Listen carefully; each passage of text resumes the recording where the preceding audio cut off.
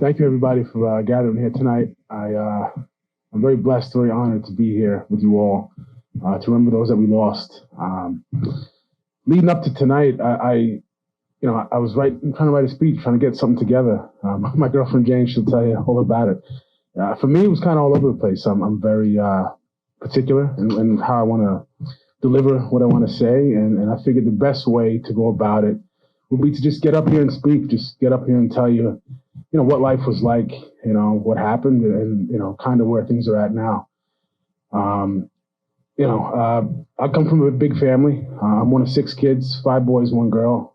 My father, Carl, my mama, Louisa, they didn't have it easy by any means, with all of us running around. We're all close in age. It was, from at that time when my father passed, it was from 20 years old down to 7. So I have a twin brother, 3 younger brothers and a sister. I always make fun of my twin brother. I'm a minute older, so I get him every time with that. But, we learned that you didn't need material things in life to be happy. My dad worked his tail off to see to it that we had everything we needed. Food on the table, a roof over our heads. My mother, same thing. She came here from Brazil as a young woman to find a better life, not only for herself, but, for a family and everything like that. And that she did, like I said, one of 6 kids, you're not always going to get what you want every Christmas,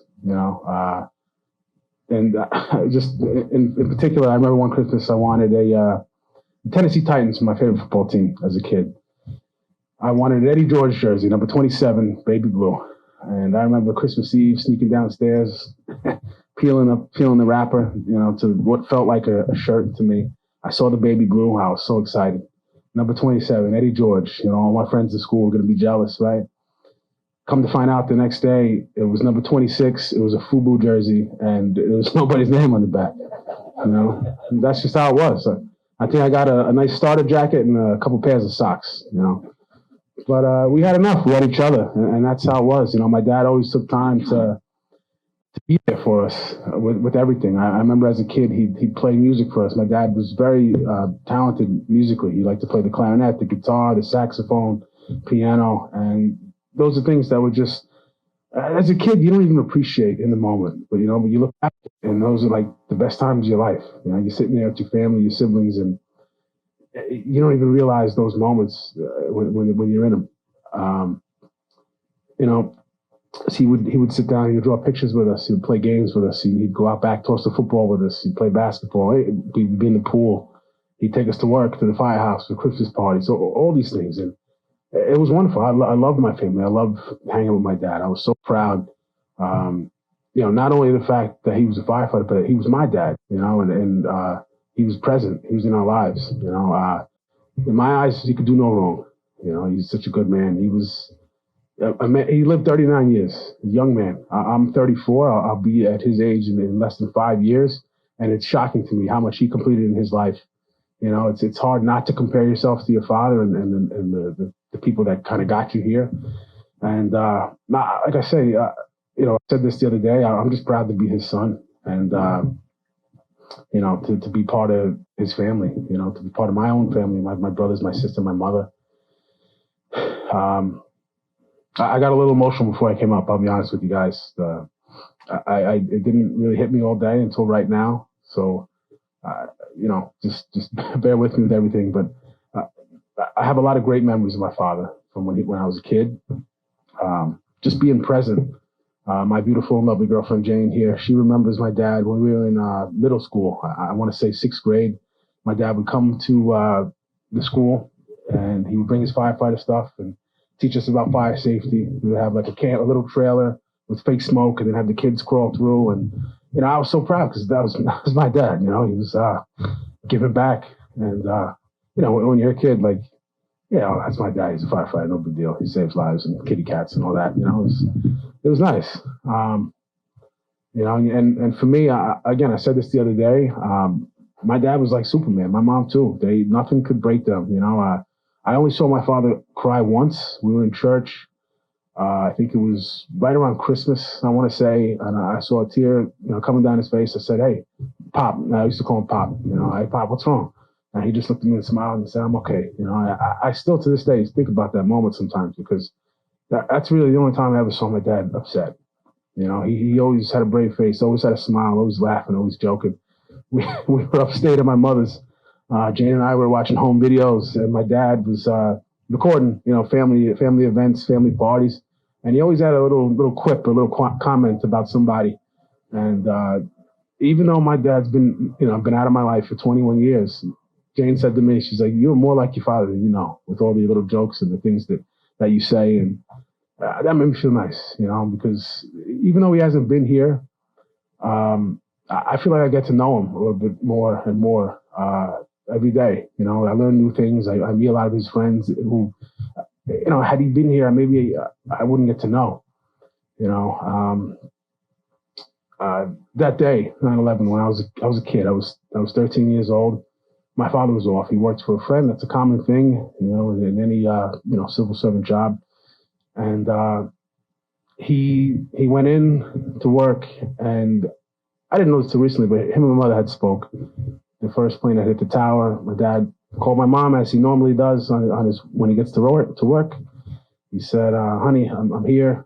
And then right then he saw the second plane hit the south tower, or hit the tower. He said, I got to go down to the trade center. You know, honey, I'll call you later. I'll probably be down there all day. And he wasn't lying. You know, he said, "I love you" to her, and I'm happy for that. I'm happy that they at least said, "I love you." And that was the final words together. You know, as I said, I was 13. I was lost. I didn't know what to do. You know, I was the oldest at home, and my mom. It was tough on her to see her sad, to see her try to put on a brave face for us. You know, I'm very fortunate to have the fire department family, to have the friends and the people I've had in my life over the years to be there for us and just to listen to kind of take you outside of yourself, because life gets hard, you know, and I remember a friend of mine, his father died of cancer. We were the same age, you know, 13, you know, and he's like, "Oh man, Carl, what happened to you was much worse." And I looked at him, I said, "No, it's not. Both our dads aren't here, man," you know. And that's how I looked at it, you know, like I for years it was tough to properly, you know, grieve and to be, you know, to feel what I wanted to feel, because I felt like I had to put on a face for other people, for, you know, the New York Post, for media, whatever. But over time, I realized that, you know, just being with my family, that's the happiest that I can be. That's where I can really be myself. And I'm blessed, truly, to have, like, Jane has been in my life for 27 years. You know, a lot of my friends that I have that are close, they've been in my life for a long time, and I've made many new friends along the way. There's many opportunities that I wouldn't be standing in front of all you fine people right now if it wasn't for my father. And yes, I'd give anything to have him here for another half an hour. But I try to change my perspective about everything in life. You know, I try to look at it through someone else's point of view. I had my dad for 13 years of my life, and I'm so lucky for that. I'm so lucky that a part of him is still with me to this day. As I said, I have a twin brother. He reminds me of my dad in a lot of ways too. He's very calm. He's very cool, very collected. He's always got an outside opinion that maybe you didn't think of if the issue comes up. My younger brother Matthew, him and my father shared the same love of the outdoors, hunting, working with your hands, and you know, my sister too. Her and my dad, they're compassionate. Always stopped and took time to listen to other people, to help somebody, give the shirt off their back. Mark, his you know, he seeks out adventure, my youngest brother, just like my dad. You know, it's never a dull moment in his life. And of course, my mom. You know, my mom has nothing but wonderful stories about my father that I'm so fortunate to hear. You know, for a long time, I didn't want to hear him. I didn't want to hear him because it was too painful. I wasn't prepared. I wasn't ready. But now I can stand here and safely say that my father is alive and well in all of his kids, and my mother definitely, in the stories, in the lives that he's touched. There's not a single person that has come up to me and talked to me about my father that has anything bad to say. You know, I think maybe he used to cheat in checkers or something, but you know, he was a good guy, and I got that to be proud of. You know, really. As I said, I'm lucky, and I do apologize for not coming prepared with a speech. I just figured this is, you know, this was best. This is what I felt was best, and For a long time, for many years, this plagued me. This one day in my life would plague me. And, I've been talking to people about it. And I realized that I'm not going to let one day ruin the rest of my life. I have a lot going on for myself. I have people in my family, people in my life that love me. I took on one of the greatest jobs in the world for me, for me. I was always proud of the fact that my dad was a firefighter, taking me to work with him, always coming home happy with a smile on his face. Him and my mom were the best. They were great together.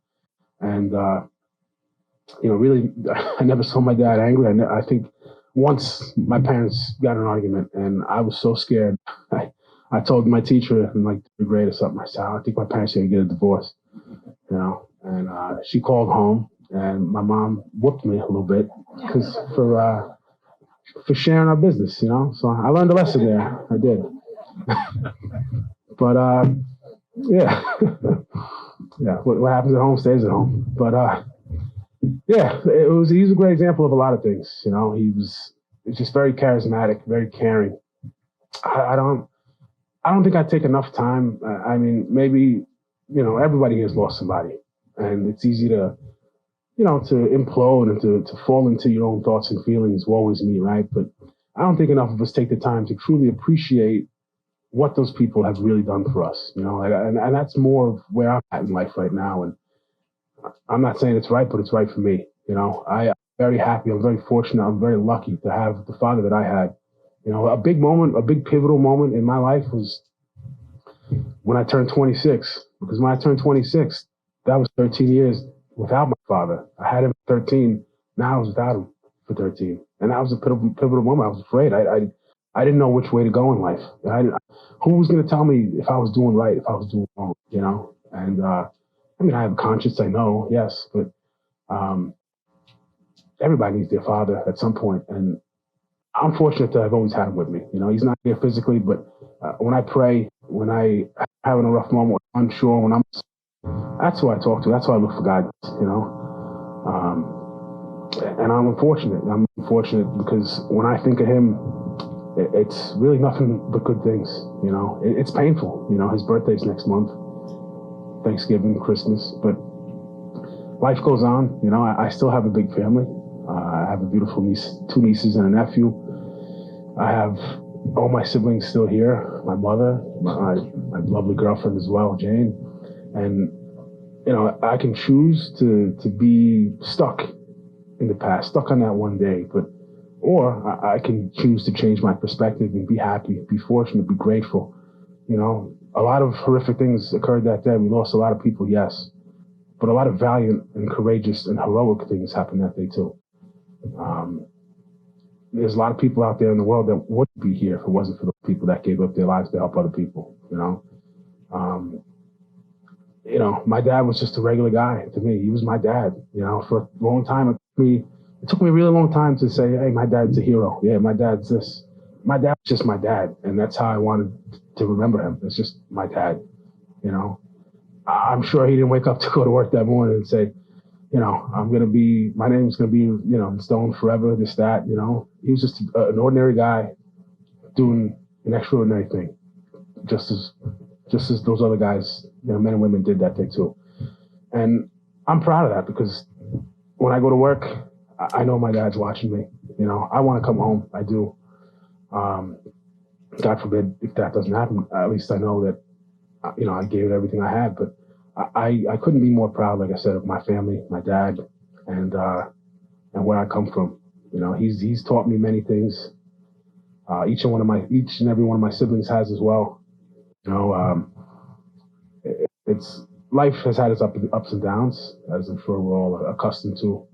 But I truly couldn't be more happy than to be standing here right now, to have this opportunity to speak with all of you. I was a little nervous before I came up. I'm still a little nervous now. I'm not sure if you could tell. I'm sure I'm doing a pretty good job of hiding it. But, I wanted to come up and like I wrote a lot in my notebook that I have in the trailer. And I was like, how can I end with something like profound or like, that they're going to remember me by?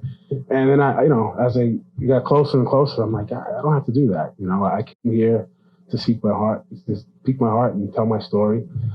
And my life has been a roller coaster, things. But at this very moment, I'm so blessed. I'm so happy to have lived the things that I've lived. Many of my experiences would have never have happened if my father, had never given his life. And as I said, I would much rather have him. But things happen for a reason, and he's always going to be with me. He's always with my mom, my siblings as well. And I'm so proud every time I go to work and put on my jacket. I'm proud to have the last name Asaro. I'm so fortunate when someone comes up to me at work and says, "Hey, you're not related to Carl, are you?" I said, "Yeah, I am." They look too much alike. If you see the picture of my dad, he's some blue eyes, black hair, looks very strapping young Italian man. He used to take me to the firehouse as a kid, and I had a little afro, and I'd be running in there and, eating all the food and stuff, all the little cheese puffs they had. And the guys would be like, "Who are you?" I said, "Oh, that's my dad over there." And my dad would be like, "I don't know that kid." And so they kicked me out. They put me right in the street.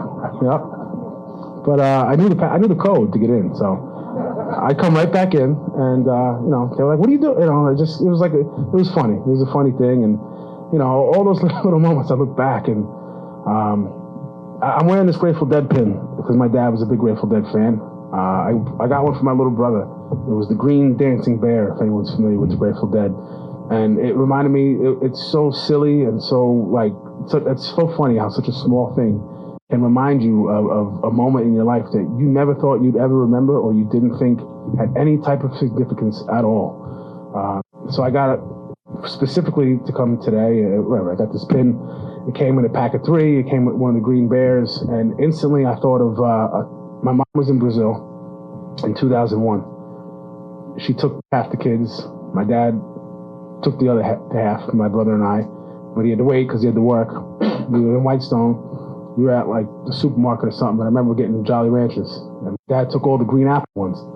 And for me, those are the worst flavor. And that's what that little pin reminded me of that his favorite Jolly Rancher was the green apple. And in my head, I'm like, wow, that's still to this day, it's a mystery to me how he could like those. But what are you going to do? Like I said, it's really, it's not like it's just a memory that I have of my dad. And for a long time, to have any good memories because of the tragic things that happened that day. But I remember that whole trip in Brazil. That was the first time that I had left the country. That's the first time that I went down there with my whole family. As I said, that's where my mom's from. And that was the last time that I was going, because that was August of 2001. School was about to start. And, I still remember that trip, and there's many times before it. I know I'm a little all over the place with this, but I did want to go back to that FUBU jersey that I got. For my birthday was in June the following year, so that was for Christmas. I got that nice FUBU jersey. The following June, for my birthday, I did get a nice Tennessee Titan jersey, Eddie George, number 27. It was red. I let it slide. But my dad had a way of making things happen, maybe not then, but later. And even this is something that I've been kind of echoing the whole time. Even though he's not here, there's a lot in my life that has happened because of him. A lot of good things that I attribute to him. This opportunity, for instance, to have the head on my shoulders that I do, to have the perspective that I do, it's all because of him. And just to close, what I've been saying here, I want to echo a little bit of the same sentiment that my sister did last year when she came to speak. She said that you're only truly gone when your name is mentioned for the last time. And if that's true, then, my dad, the guys that he worked with and went on and passed with that day, they're going to live forever, through all the stories, through all the memories, through all the photos, all the memories that we have of them. They were, a lot of people like to, your dad is a hero, your dad is, for me, he's my dad, he's always going to be my dad. And that's how I choose to remember him. And for anyone that has lost anybody, it's however you decide to remember that person, whatever brings you peace. I choose for it not to bring me pain anymore, because I've, despite the fact that I haven't had my father for the past 21 years, I've had a pretty great life, and I attribute it to him. I attribute it to my mother and all the people in my life that have just been there and, you know, cared, stopped and listened, you know, and I try to repay that any way that I can going forward, you know, and by listening to people's stories, by offering an ear, you know, when nobody feels like they have one, and just slowing down. I think a lot of us, especially myself, being from New York, I'm definitely guilty of this. You have a knack for rushing through life. You know, you want to get to where you're going very quickly. I was in Florida recently, where I was on vacation with Jane, and people were so nice. You know, they took the time to ask me how I was doing, and I'm like, oh, I just want coffee, please, like, hurry up. You know, and in my head, I'm like, what am I doing? You know, like these people are so nice, and here I, you know, so a lot of moments in life, even just getting a cup of coffee, I choose to take it as like a lesson. You know, I was walking by, someone was having an argument on the phone. People don't change. That was the one thing I heard, and I was like, are you talking to me? You know, and yeah, I took that. I don't know why I remember it, but I do, and I'm like, I'm gonna prove you wrong, sir. Even though I'm never gonna see you again. You know, but yeah, I've learned a lot of things in life, and having gone through everything that I've gone through, it's only made me, I think, more receptive to learn new things, and that, you know, life goes on. No matter how you choose, life is going to go on with or without you. So you got to kind of roll with it. You got to adapt, and you got to kind of, you know, pick yourself up from time to time. It's not always easy. You know, today is a day where I expect to kind of feel, you know, bad. And I was fine all day until I came here. I'm not blaming any of you fine people, but the guy who preceded me, he got me. He unzipped me, and it's for a good reason, you know. I'm fortunate. I'm blessed. I'm happy that I can still shed a tear for my dad. You know, I really am. He was a great man. I really, truly wish that I could be with him again, and not just for me. I mean, I wish I could introduce him to all of you guys. He was funny. He was hilarious. He was, you know, handsome. He was charming. You know, he swooped my mom right off her Brazilian feet, man. I'll tell you. You know, I choose to remember him in a lot of good ways because it's important for me. It's important for his grandchildren that he's never met. You know, my niece, my little niece that's here from Brazil. I love to talk to her about my dad, her grandfather. You know, and it's such a prideful thing. Yeah, I can go on forever. I really can, but I think I'm going to choose to wrap it up right here because I think there's still a whole half of the ceremony left. But again, I just want to thank you all for having me here today. I definitely am grateful, and I'm very proud to be here and speak to you all. I'm proud every time I put on my uniform to be a part of the New York City Fire Department. I'm proud to be Carl Asaro Jr. So many things, you know, I can go on forever, like I said, but I think now's a good time to kind of wrap it up. And I just want to thank you all. Thank you very much.